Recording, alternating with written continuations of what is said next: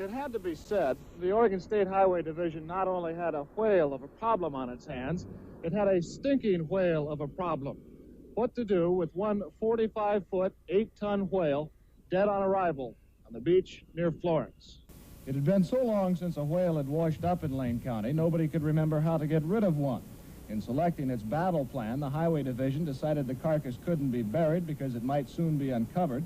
It couldn't be cut up and then buried because nobody wanted to cut it up, and it couldn't be burned. So dynamite it was, some 20 cases or a half-ton of it.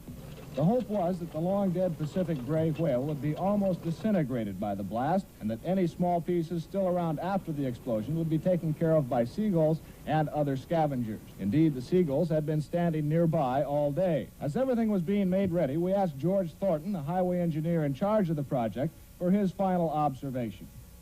Well, I'm confident that it'll work. The only thing is we're not sure just exactly how much explosives it'll take to disintegrate this thing, so the scavengers, seagulls and crabs and whatnot can clean it up. Is there any chance it might be more than a one-day job? If there's any large chunks left, and we may have to do some other cleanup, possibly set another charge. The dynamite was buried primarily on the leeward side of the big mammal, so as most of the remains would be blown toward the sea. About 75 bystanders, most of them residents who had first found the whale to be an object of curiosity before they tired of its smell, were moved back a quarter of a mile away.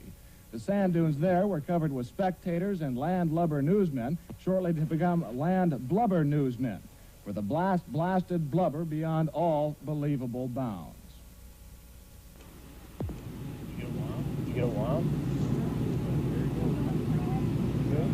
Yeah, it's good.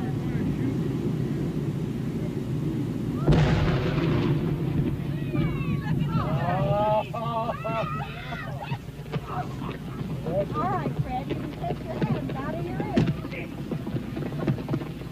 Here comes pieces of mine. Our cameras stopped rolling immediately after the blast. The humor of the entire situation suddenly gave way to a run for survival as huge chunks of whale blubber fell everywhere. Pieces of meat passed high over our heads while others were falling at our feet. The dunes were rapidly evacuated as spectators escaped both the falling debris and the overwhelming smell. A parked car over a quarter of a mile from the blast site was the target of one large chunk.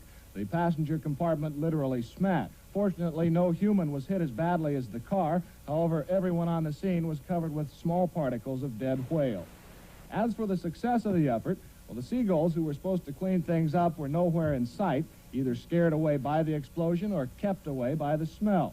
That didn't really matter. The remaining chunks were of such a size that no respectable seagull would attempt to tackle anyway. As darkness began to set in, the highway crews were back on the beach burying the remains, including a large piece of the carcass which never left the blast site. It might be concluded that should a whale ever wash ashore in Lane County again, those in charge will not only remember what to do, they'll certainly remember what not to do.